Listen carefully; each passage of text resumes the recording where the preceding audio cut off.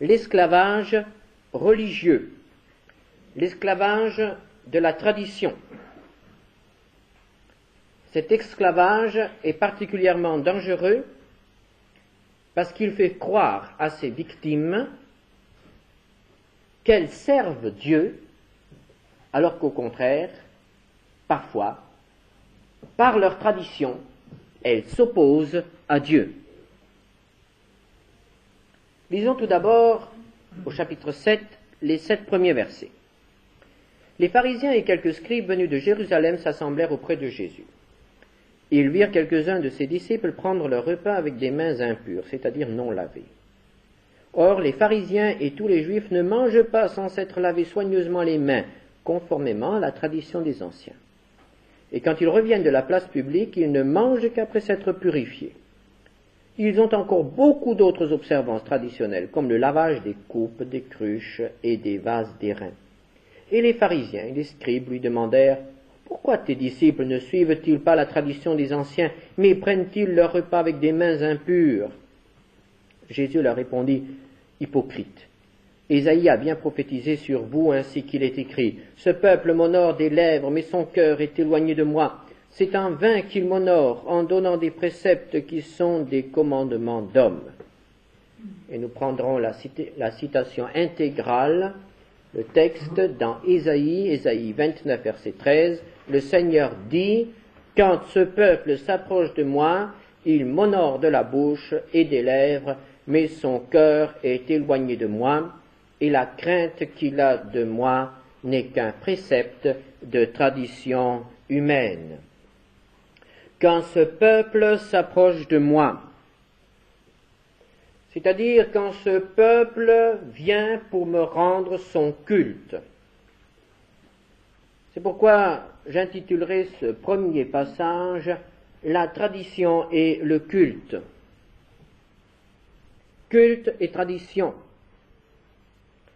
Pour les pharisiens, servir Dieu, rendre un culte à Dieu, consistait à s'astreindre à l'application de très nombreuses pratiques, très nombreux préceptes. Tout était ordonné, tout était fixé d'avance.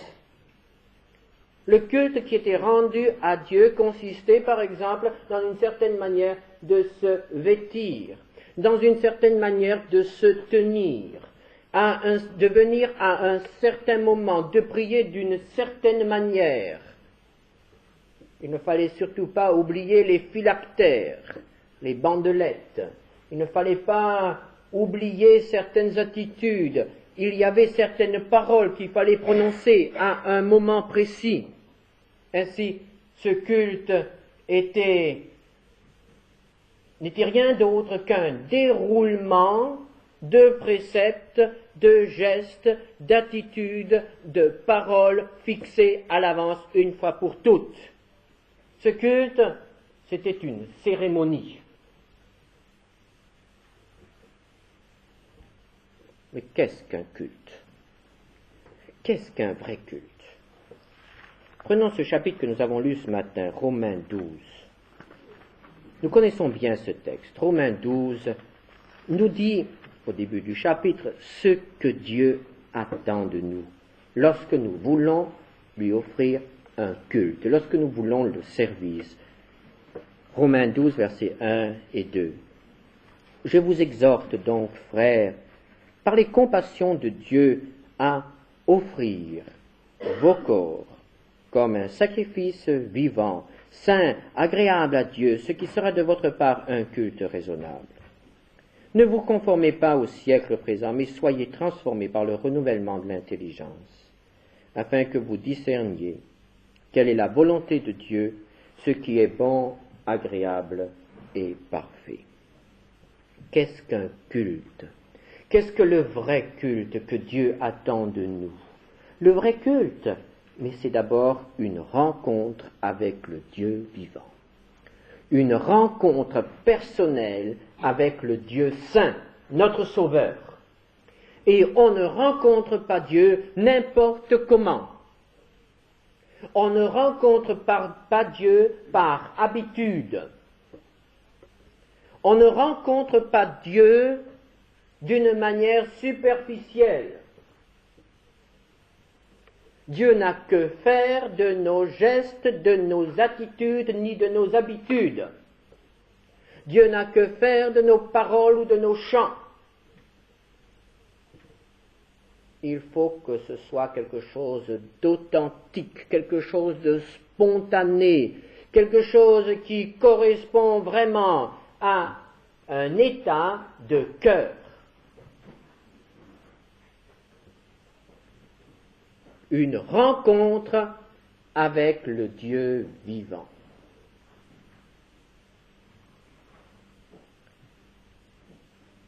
Qu'est-ce qu'un culte? L'apôtre Paul nous dit que c'est une offrande à Dieu.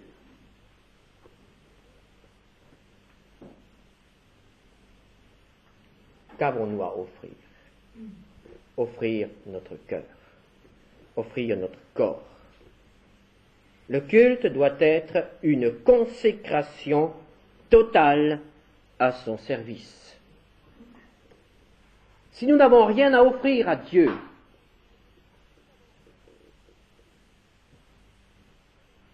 nous n'avons pas de culte à lui rendre. Qu'est-ce qu'un culte tel que Dieu l'attend? Au chapitre 12 des Romains, nous voyons que c'est l'occasion d'un renouvellement spirituel. Il faut que quelque chose se passe en nous lorsque nous écoutons la parole de Dieu, lorsque nous sommes soumis à l'action du Saint-Esprit. Il faut qu'il y ait une réaction, il faut qu'il y ait une transformation. Dieu ne parle pas pour rien dire, le Saint-Esprit n'est pas présent pour être inactif. Lorsque son peuple se rassemble, le Saint-Esprit veut l'unir. Lorsque son peuple est sous l'action de la parole de Dieu, le Saint-Esprit veut l'appliquer au cœur. Il faut qu'il y ait un changement dans nos vies chaque fois que nous entendons la parole de Dieu. Voilà ce qu'est un culte véritable, une rencontre personnelle avec Dieu. On ne peut pas rencontrer Dieu sans être changé. Et une consécration. Et nous avons toujours quelque chose à consacrer à Dieu.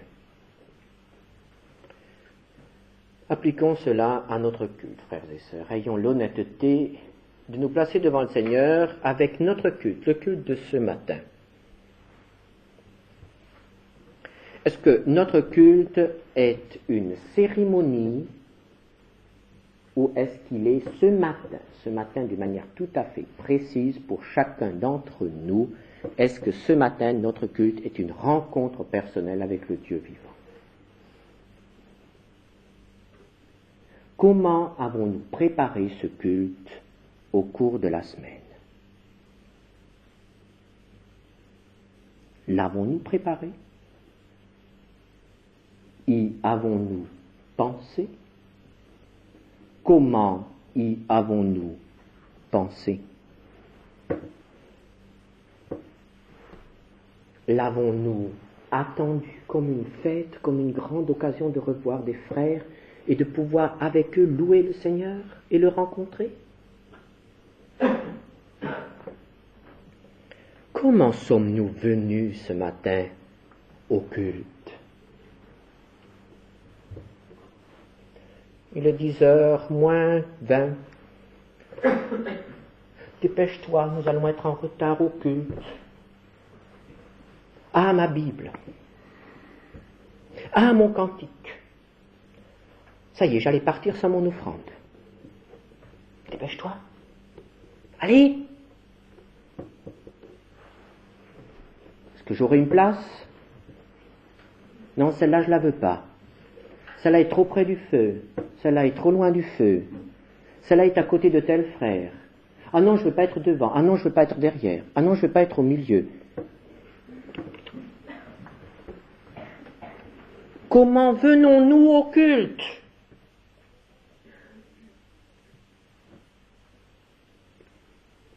comment chantons-nous au culte? Comment prions-nous au culte? Savons-nous que nos paroles, nos chants, la plupart du temps, sont des prières? Savons-nous que nos prières ou les prières des autres sont des moments extrêmement sacrés lorsqu'un frère, lorsqu'une sœur prie, mais ce frère, cette sœur sont en relation avec Dieu s'ils prient vraiment? Est-ce qu'il se passe quelque chose lorsque nous entendons un frère, une sœur prier? Comment prenons-nous part à l'offrande du Seigneur? Comment préparons-nous l'offrande au Seigneur? Qu'est-ce qu'elle signifie pour nous, cette offrande au Seigneur? Ces petites enveloppes, elles ont été pensées, elles ont été faites pour que vous puissiez les emmener chez vous le dimanche pour le dimanche prochain. Et pas simplement pour que le dimanche matin, 5 minutes avant le culte, vous cherchiez vite une pièce ou un billet ou même un gros billet dans votre poche, dans votre sac à main, pour le glisser dans l'enveloppe. Cela n'a aucune signification, cela n'a aucune valeur. Le Seigneur ne veut donc pas notre argent. Ce que le Seigneur veut, c'est une offrande qui est un geste de reconnaissance et qui nous coûte quelque chose. Pour que cela ait de la valeur, il faut que ça nous fasse un peu mal. Comment prenons-nous part au repas du Seigneur? Tradition ou rencontre? Comment écoutons-nous le message, la parole de Dieu? Est-ce que nous regardons plutôt à l'homme? Est-ce que nous avons des préférences pour tel ou tel? Comment écoutons-nous? Comment recevons-nous? Frères et sœurs, dans un culte, il y a toujours au moins quelque chose à retirer pour notre vie spirituelle. Je me souviens des premiers temps de ma marche avec le Seigneur. Je n'avais pas l'avantage, le privilège d'être dans une église dont le pasteur était convaincu que la Bible était la parole de Dieu. Mon pasteur disait la Bible n'est pas la parole de Dieu. Et comme il ne croyait pas que la Bible était une parole de Dieu, il n'avait rien à nous dire. Alors il nous parlait au culte des oiseaux, des fleurs, des forêts. Évidemment, je ne recevais rien de ces messages. Rien. J'étais jeune converti, j'avais besoin de quelque chose, j'avais besoin d'une nourriture, mais ce brave pasteur ne pouvait rien me donner. Et pourtant, chaque culte était pour moi une expérience. Et vous savez comment le Seigneur me parlait? Le Seigneur me parlait par le petit texte qui était lu au culte. Ou bien il me parlait par les paroles des cantiques. C'était des vieux cantiques. Des cantiques allemands qui dataient de la Réformation ou qui dataient du réveil piétiste. Et quand je chantais certains cantiques, je disais, mais ces gens-là ressentent exactement ce que je ressens. Mais alors je suis dans le bon chemin, c'est vrai ce qui se passe en moi, malgré le pasteur, malgré que je sois seul, c'est vrai, d'autres ont ressenti ces choses avant moi. Et c'est comme ça que le Seigneur m'a conduit dans mes premières années. On peut recevoir quelque chose même là où la parole de Dieu n'est pas prêchée dans sa fidélité, s'il n'y a pas d'autre lieu, évidemment.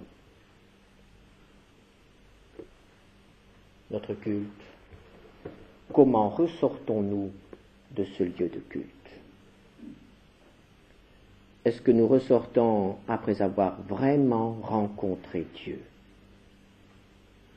Est-ce que nous ressortons avec un cœur rempli d'amour pour ceux qui ont participé au même pain et à la même coupe que nous? Est-ce que nous ressortons avec de nouvelles forces, avec un nouveau désir de marcher encore plus près du Seigneur? Notre culte ce matin, frères et sœurs, est-il tradition Où est-il? Rencontre avec Dieu, cérémonie ou consécration? Versets 8 à 13 de l'évangile de Marc, chapitre 7. Vous abandonnez le commandement de Dieu et vous observez la tradition des hommes. Il leur dit encore, vous anéantissez fort bien le commandement de Dieu pour garder votre tradition. Car Moïse a dit, honore ton père et ta mère, et celui qui maudira son père ou sa mère sera puni de mort. Mais vous dites, si un homme dit à son père ou à sa mère, ce dont j'aurais pu t'assister est corban, c'est-à-dire une offrande à Dieu, vous ne le laissez plus rien faire pour son père ou pour sa mère, annulant ainsi la parole de Dieu par votre tradition que vous avez établie, et vous faites beaucoup d'autres choses semblables. J'intitulerai ce passage « Tradition ou parole de Dieu ». Il est question ici d'une tradition tout à fait particulière, c'était la tradition du Corban. Corban, c'était le trésor du temple. C'était ce qui était consacré à Dieu. Et il y avait à cette époque-là une tradition qui, à l'origine, était bonne. Lorsque quelqu'un voulait montrer sa reconnaissance à Dieu ou faire un vœu, il donnait une offrande au temple. C'était de l'argent, de l'or. Il apportait quelque chose au temple. Ou il promettait quelque chose au temple. À l'origine, c'était une bonne chose. La tradition repose souvent sur de bonnes choses au départ. Mais alors, avec l'esprit tortueux des hommes, il était possible de promettre un legs au temple. C'est-à-dire, un homme disait, bien, après ma mort, je lègue au temple tous mes biens ou telle somme. C'est aussi une bonne chose. Mais, le Seigneur Jésus met le doigt sur la plaie. Et il dit, beaucoup d'entre vous font cela avec un cœur tortueux. Et il semble qu'il y avait à cette époque-là la possibilité pour un homme de dire « Je lègue tous mes biens ou une partie de mes biens au temple après ma mort, ce qui me dégage de toutes mes responsabilités envers mes parents, puisque l'argent n'est plus à moi, c'est au Seigneur. Mais comme tant qu'il est vivant, il peut jouir de son argent comme il veut. Donc il gardait tout et il laissait au Seigneur le reste après sa mort. Et ça n'a jamais fait de mal à personne de laisser même une fortune après sa mort. À Dieu. C'est très bien de laisser quelque chose à l'Église après sa mort, c'est une bonne chose, mais croyez-moi, il vaut mieux le laisser de son vivant. De toute façon, quand on meurt, on n'emporte rien. Monsieur Ray disait toujours, les chemises des morts n'ont pas de poche. Et c'est vrai. Mais alors là, le Seigneur rappelle un commandement. Il dit, il y a un commandement dans la loi qui dit, honore ton père et ta mère. Et qu'est-ce que cela veut dire? Cela veut dire, pour les enfants, d'abord, d'obéir aux parents. Un enfant qui n'obéit pas à ses parents pêche, transgresse la loi de Dieu, car les parents sont responsables de leurs enfants devant Dieu, jusqu'à la majorité. Les parents doivent donc se faire obéir et les enfants doivent être obéissants. Les parents qui ne se font pas obéir sont responsables devant Dieu et pêchent, et les enfants qui n'obéissent pas sont responsables devant Dieu et pêchent. Obéissance, respect. Le fils qui se moque de son père, dit la parole de Dieu, les corbeaux lui perceront les yeux. respect, amour. Il faut aimer les parents, quels qu'ils soient. Ça, c'est bon pour les enfants. Mais pour les adultes qui ont encore leurs parents, qu'est-ce que cela veut dire? Eh bien, tout d'abord, ça veut dire que nous devons aimer nos parents. Même si nous sommes nous-mêmes des parents, nous devons aimer nos parents. Même s'il y a parfois des divergences de caractère, nous devons aimer nos parents. Et comme ils nous ont supportés avec nos humeurs lorsque nous étions petits, nous devons les supporter avec leurs humeurs lorsqu'ils sont plus âgés.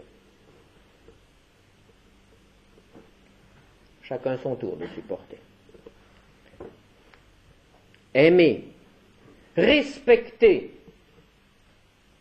et en ce qui concerne notre texte, honorer voulait dire aussi soutenir, pourvoir à leurs besoins.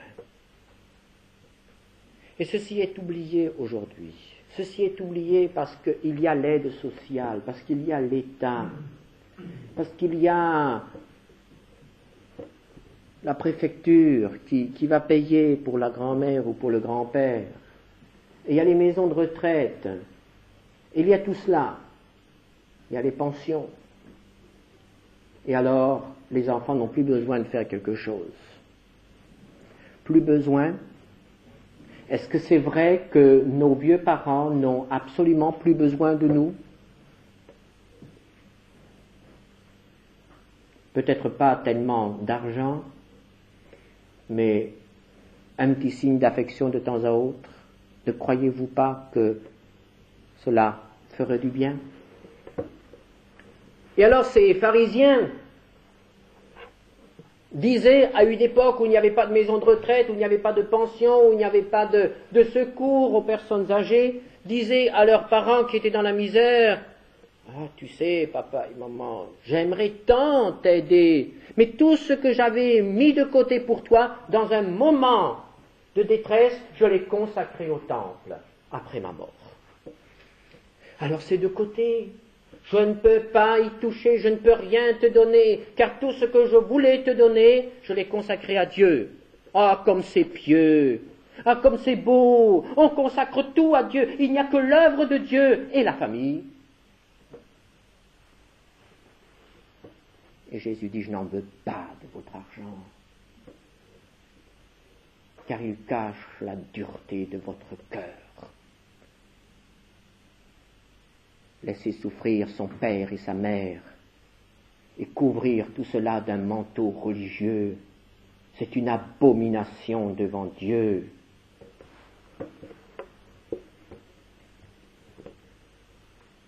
Nous avons dans les évangiles de nombreux exemples qui montrent que ces pharisiens pouvaient toujours à nouveau cacher leur dureté de cœur par la tradition, par des préceptes.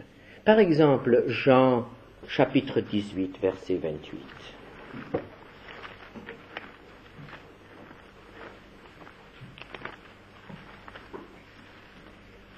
Jésus est arrêté. Jésus a été condamné.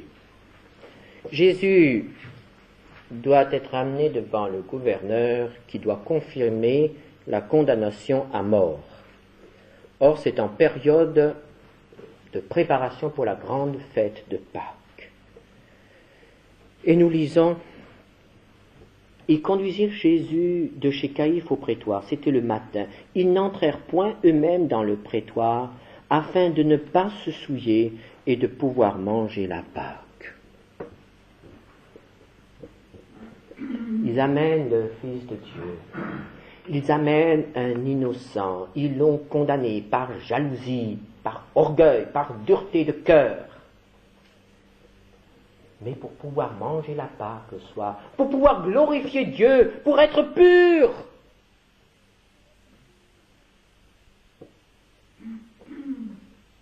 Ils ne vont pas avec leurs condamnés jusque devant le juge. Il faudra que le juge sorte et vienne prendre livraison du condamné. Ils n'auraient pas fait un pas de plus pour ne pas se souiller.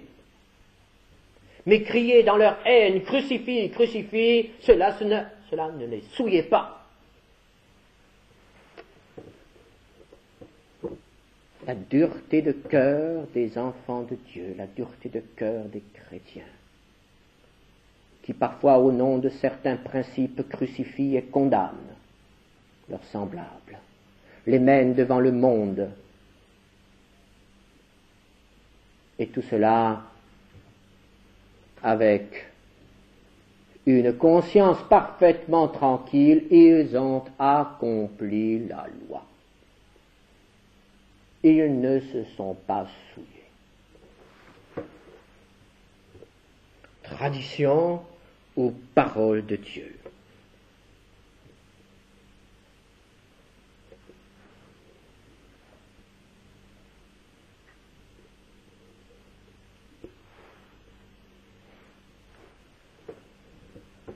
L'apôtre Paul nous rappelle ce qu'est le but de la loi. Romains 13, verset 10. L'amour ne fait point de mal au prochain. L'amour est donc l'accomplissement de la loi. Le but de la parole de Dieu est de nous faire vivre dans l'amour. Est-ce que lorsque nous lisons la Bible, nous faisons des progrès dans l'amour? Comment est-ce que nous lisons la Bible? Est-ce que nous l'employons pour nous défendre contre les autres? Est-ce que nous l'employons pour critiquer les autres, pour juger les autres? Est-ce que nous l'employons pour cacher notre dureté de cœur, notre orgueil, notre avarice, notre esprit de domination? Est-ce que nous utilisons certains textes de la Bible pour mieux asservir les autres? Est-ce que nous annulons le grand commandement de l'amour par notre manière d'interpréter la parole de Dieu? Il peut y avoir parfois chez les chrétiens qui se disent spirituels une dureté de cœur sans pareil dans le monde. Au nom de l'esprit, au nom de la spiritualité, on peut être inhumain et enfreindre les lois élémentaires de l'amour entre mari et femme, entre parents et enfants, entre voisins, entre membres de l'Église, au nom de la parole de Dieu. Et je terminerai par la fin de ce chapitre, chapitre 7, versets 14 à 23. Ensuite, ayant de nouveau appelé la foule à lui, il lui dit, « Écoutez-moi tous et comprenez, il n'est hors de l'homme rien qui entrant en lui puisse le souiller, mais ce qui sort de l'homme, c'est ce qui le souille.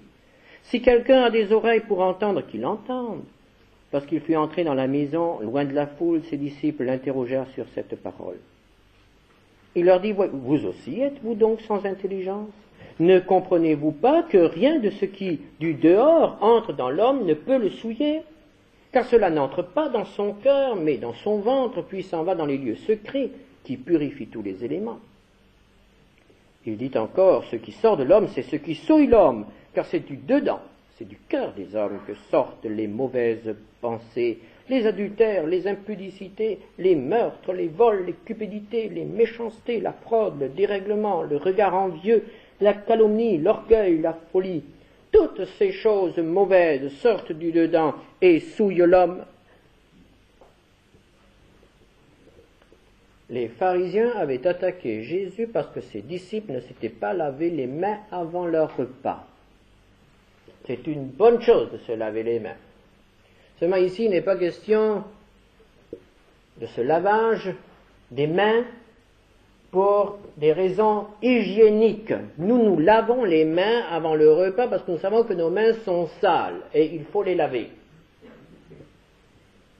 Mais les pharisiens ne faisaient pas cela parce que leurs mains étaient sales. Les pharisiens n'avaient pas peur des microbes. Les pharisiens avaient institué cette tradition pour dire qu'ils se purifiaient les mains pour manger des aliments qui leur étaient donnés par Dieu.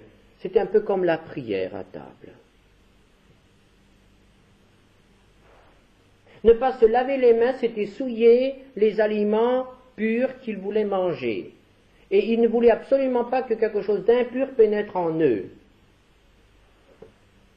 Et c'est pourquoi ils ne comprenaient pas que les disciples du Maître, les disciples du Seigneur Jésus, ne se plient pas à ce lavage rituel, ce lavage des mains qui avait une signification religieuse. Le Seigneur Jésus leur montre tout d'abord que la pureté spirituelle ne provient pas de tradition, d'une pureté rituelle. Des habitudes religieuses ne nous procurent pas la pureté, la sainteté, une vie renouvelée. Il ne faut pas confondre ces deux choses. Habitude religieuse et sainteté. Le Seigneur Jésus rappelle qu'au fond l'extérieur ne compte pas. Dieu regarde au cœur. Et que se passe-t-il dans le cœur de ces hommes qui sont si saints? Dans le cœur de ces hommes, le Seigneur Jésus y trouve de mauvaises pensées. Il trouve des adultères. Il trouve de l'impudicité, de l'impureté. Il trouve même le meurtre. Il trouve le vol. Il trouve la cupidité, c'est-à-dire le désir de s'enrichir. Il y trouve les méchancetés. Il y trouve la fraude, le dérèglement, le regard envieux, la calomnie, l'orgueil, la folie.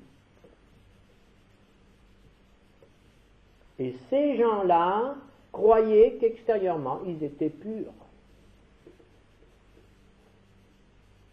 Et ils avaient beau se laver les mains 10 fois par jour. Ils n'étaient pas purs quand même, parce que leur cœur n'était pas pur.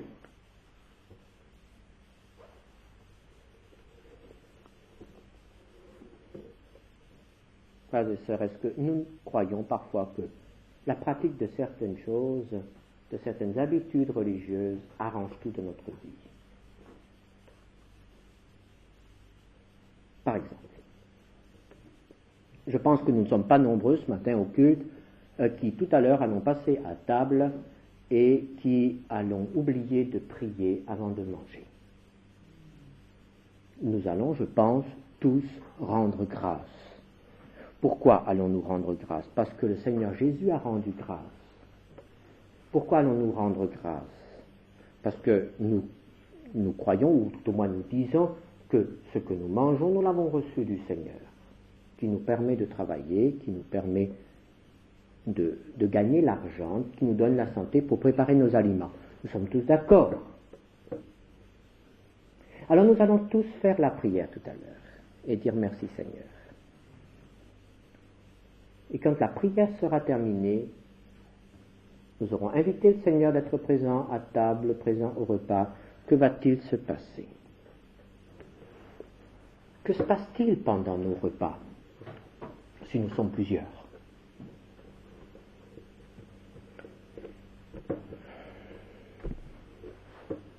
Parfois il y a une dispute. Parfois, le dimanche à midi, on critique le frère ou la sœur, ou le culte. Parfois, il y a des paroles méchantes qui s'échangent à table. Depuis le moment où on a dit Amen, jusqu'au moment où on va de nouveau prier, si on a l'habitude de prier à la fin du repas, on ne va pas beaucoup penser au Seigneur qui est présent à table. Ou bien, je le dis à ma honte, ce moment du repas, qu'est-ce qu'il est? Est-ce qu'il édifie la famille ou est-ce qu'il détruit la famille? Est-ce qu'il glorifie Dieu ou est-ce qu'il est une honte? Est-ce qu'il nous accuse? Nous avons reçu ces aliments de la main du Seigneur. Quelle est notre attitude envers ces aliments? Est-ce que nous les méprisons? C'est pas bon, j'aime pas ça, maman.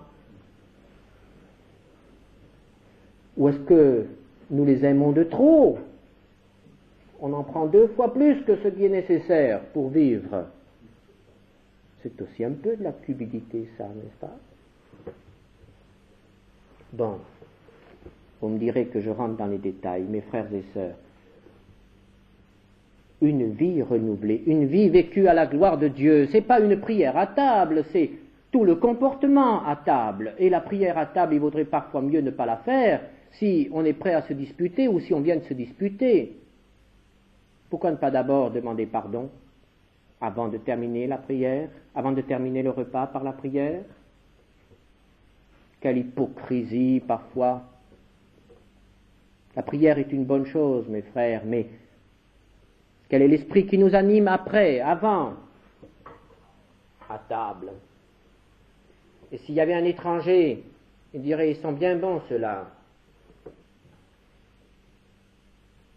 Frères et sœurs, la tradition n'est pas une vie transformée.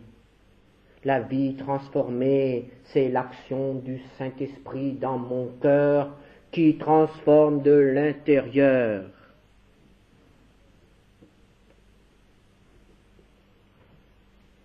Est-ce que ce matin, le Saint-Esprit a pu atteindre notre cœur?